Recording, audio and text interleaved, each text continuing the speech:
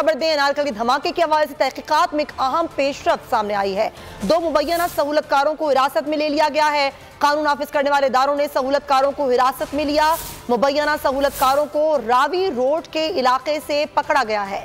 मुल्जिमान को CCTV footage की मदद से ट्रेस किया गया है। आपको आगाह करें, लाहौर अनारकली धमाका जिसमें 3 अफराद जो बहक हुए थे, इस धमाके की तहकीकात में एक अहम पेशरफ सामने आई है।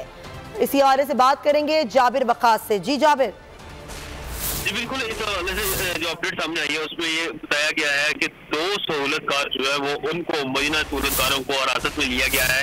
दोनों को रावी रोड के इलाके में जो कि रावी बाग के करीब का इलाका है, वहां से हिरासत में लिया गया है।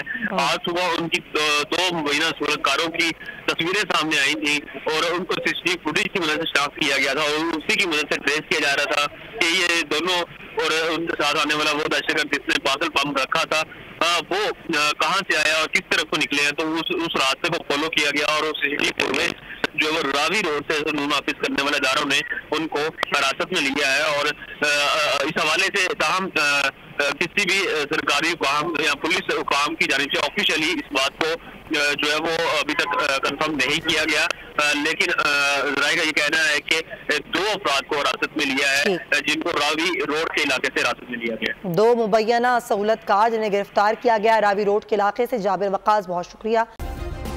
सब्सक्राइब करें और बेल दबाएं ताकि कोई खबर रह न जाए।